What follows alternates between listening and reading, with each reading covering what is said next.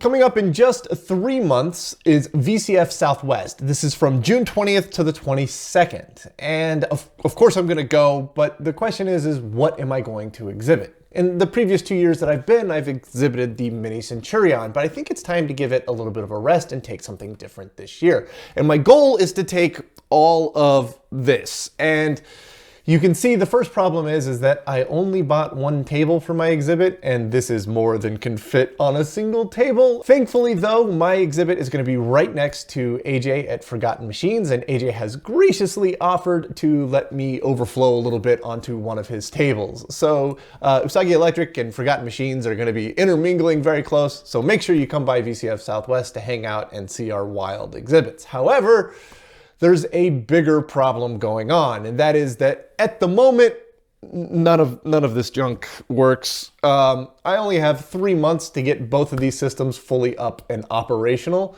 and both are quite far from that right now.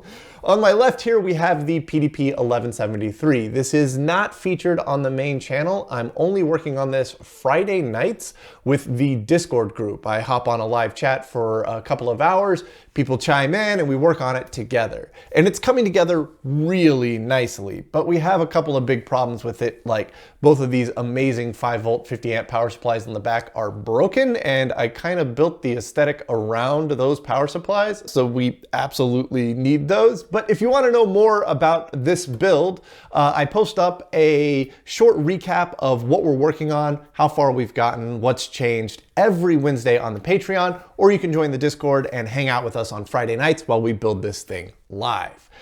Now, over here on the right is a Data General Nova 1210 with a teletype Model 43 sitting on top of it. In a previous episode, we got the Model 43 going. It looks really good, but it does have a stuck pin. That's pretty low on the priority list though. We'll get to it if we have time. And below that is the 1210 itself, which we confirmed in a previous episode that the power supply on it is good, but we haven't put any of the actual computer boards in it. And that's what we're going to do today.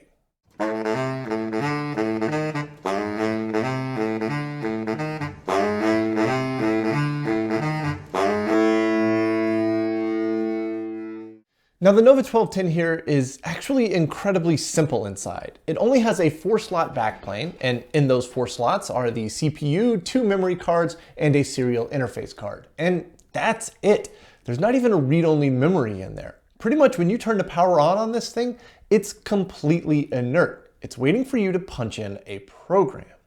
Now on some of the other machines in this room, like the PDP 1144 or the Centurion behind me, you can get into a little program that they call ODT or TOS. This is effectively a memory monitor. It allows you to view the value stored at a specific memory location and then write a new value to that location.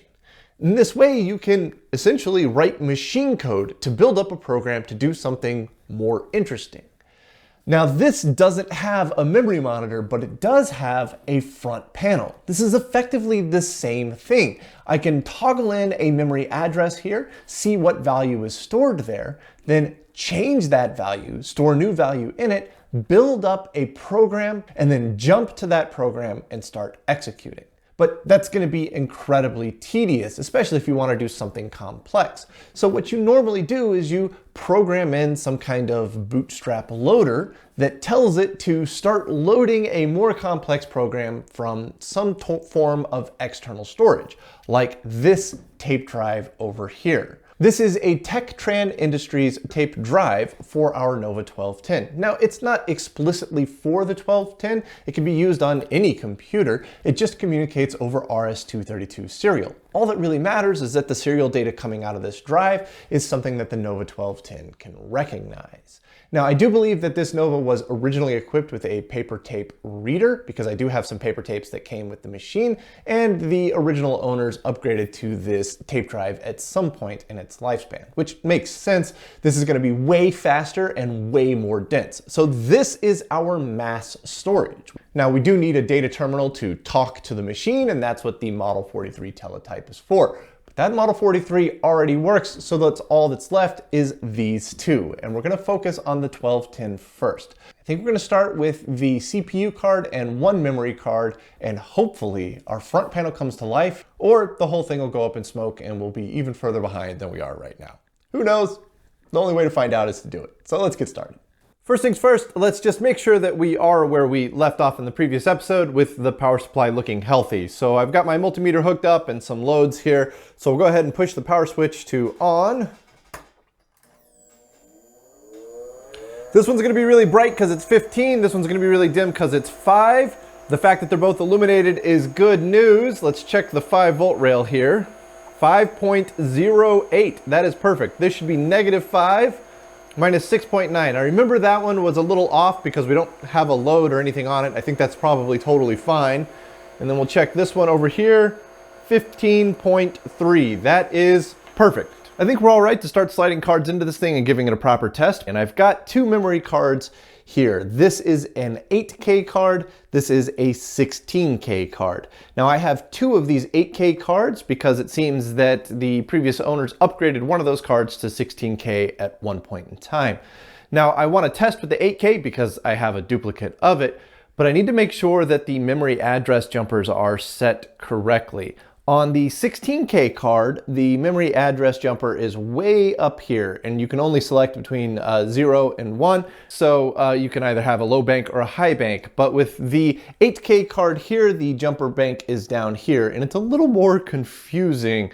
You should only be able to select between 4 different banks, but the way the jumpers are laid out doesn't really make a whole lot of sense to me. Fortunately, I got the 1210 technical manual with the machine here, and if we open it up, it has a little page in here dedicated to how to set up the jumpers on an 8K board. And if I look at the jumpers here on this one, it looks like it's set up as 1, 0, and that's gonna be board number 3, which is gonna be memory address 40,000 to 57,000. We want it to be 0, 0. That should be pretty easy to do. I just need to move this little jumper over just a tiny amount, and then I can go ahead and slide this 8K memory board in, and I think we're ready for a test. Here we go, first power up of the Nova 1210 in who knows how many decades. Oh man, we'll just go for it. Let's go for it, let's do it. No magic smoke, please. Here goes nothing.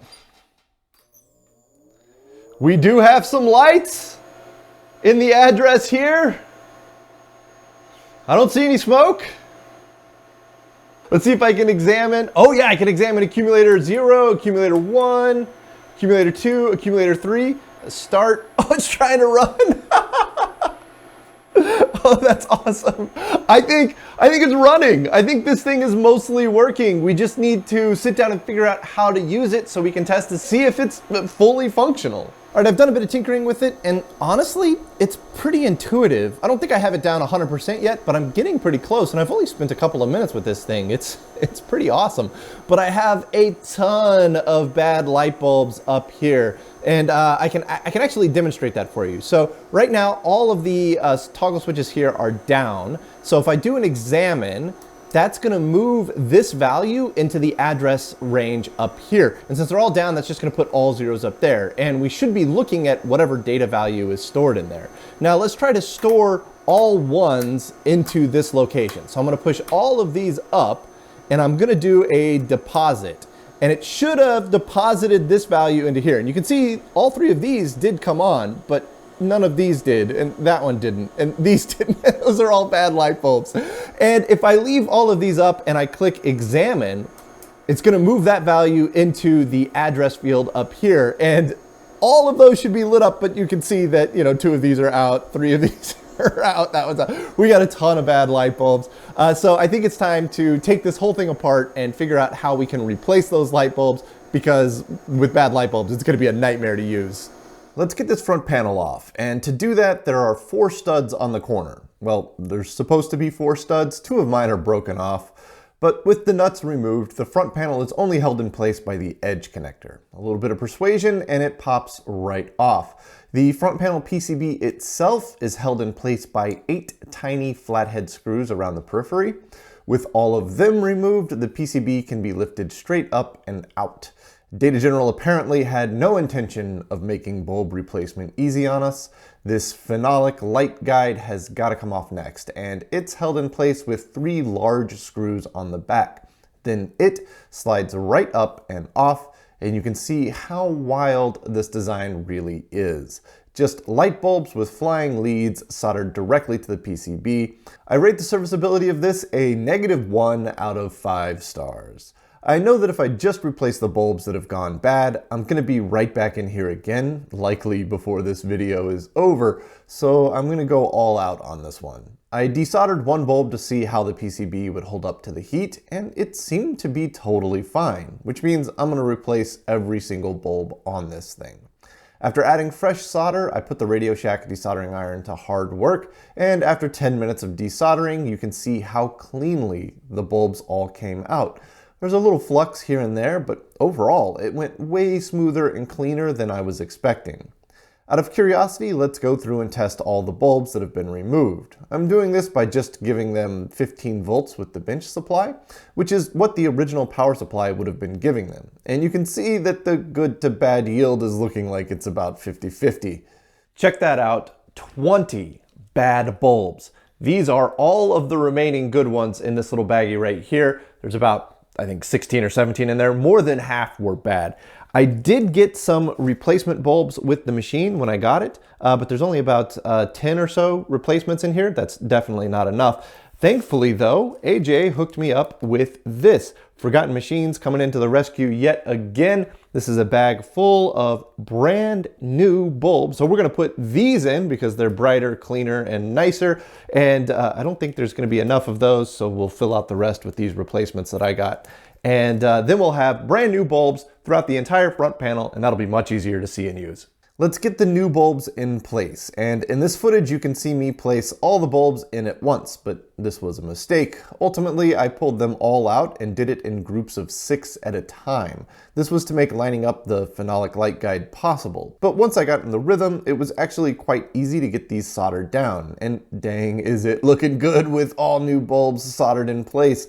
Let's get this thing back together now. First, by dropping the light guide back into place, then we'll drop the whole PCB back into the front panel housing, and finally we'll get the whole front panel assembly back into place by pressing it onto the edge connector. All right, we've got a bunch of new lights in. Hopefully that means that everything's gonna light up really brilliantly. Pretty sure I don't have any shorts. I went through and double checked to make sure that everything was clearancing just right. So let's go ahead and flip the power switch on. Well, all of those seem to work.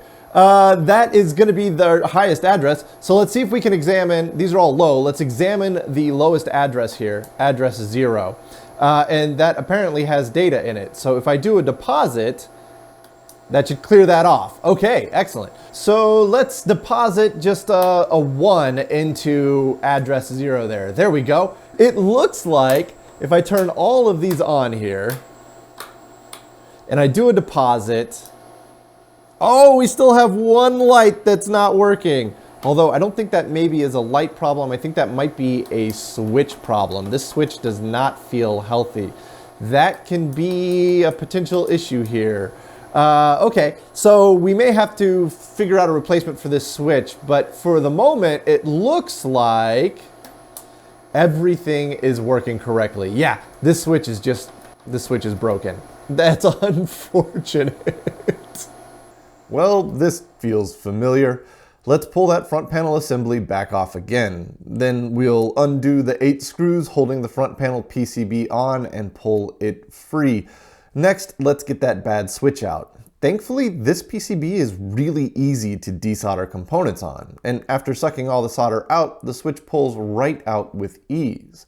Now the switch feels physically broken, so I'm curious what the inside looks like. A little screwdriver action and I can pry it all apart, and it looks like this plastic piece on the end of the toggle pushes a rocker plate from side to side, making or breaking contacts. It's pretty simple, but something in here is definitely broken. So instead, let's just replace it. Now the replacement switch isn't quite the same, and it's going to look pretty funny in the middle of the row of switches.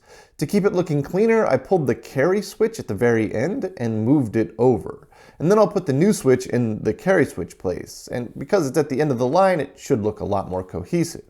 but the legs on the new switch are too fat to fit through the through holes.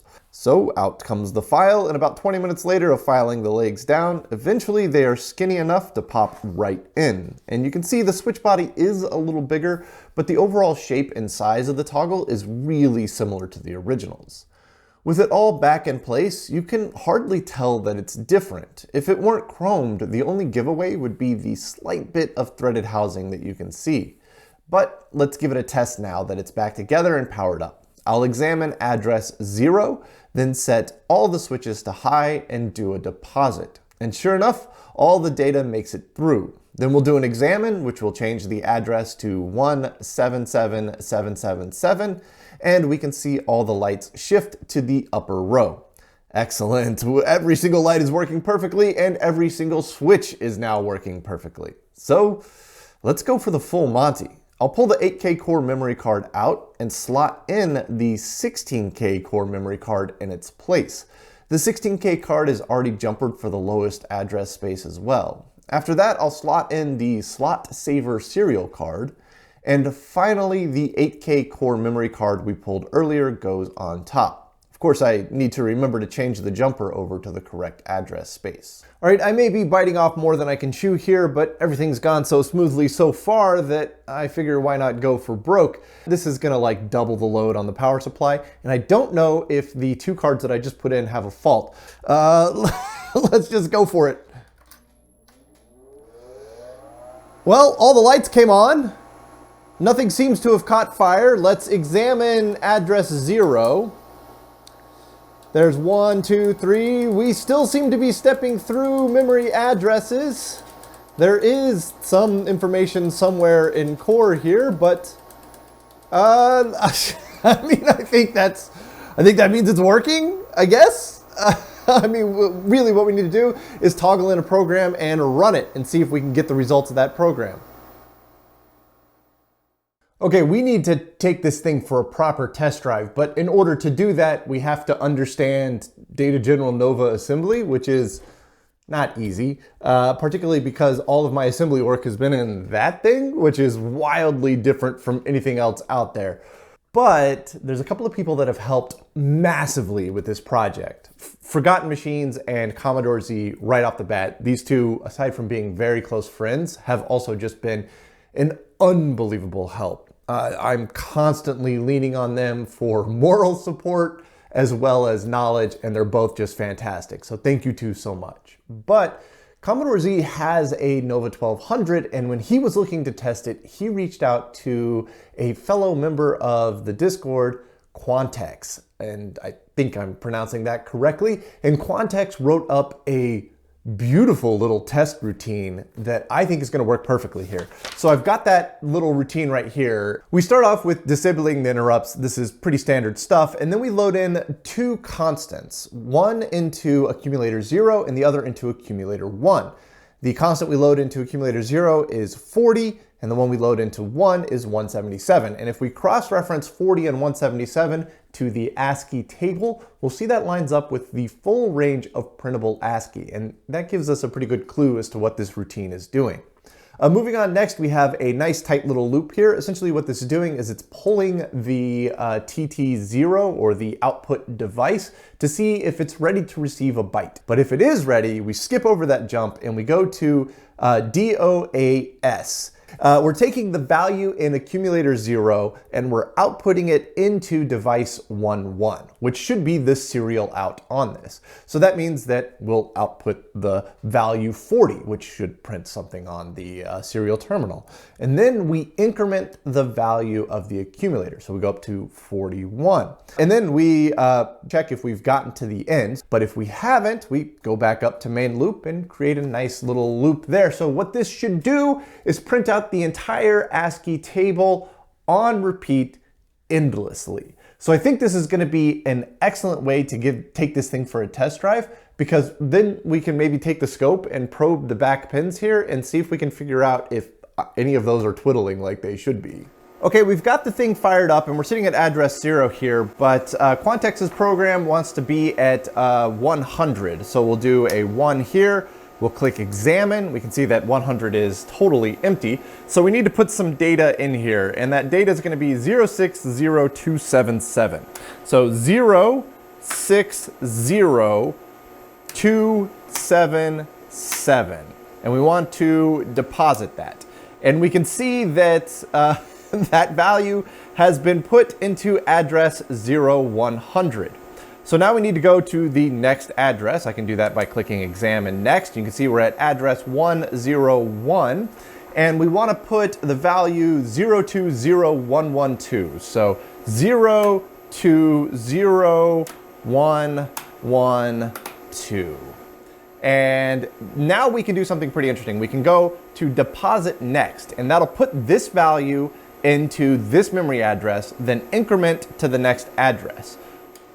So you can see now we're on 102. That's the next instruction. And it deposited whatever that value was into the previous address. So this way you can toggle in data, deposit next. Toggle in the next value, deposit next. And you can get pretty quick at doing it like this. So we've got 2 instructions in. I've got about 10 more to go. So I'll do that right quick.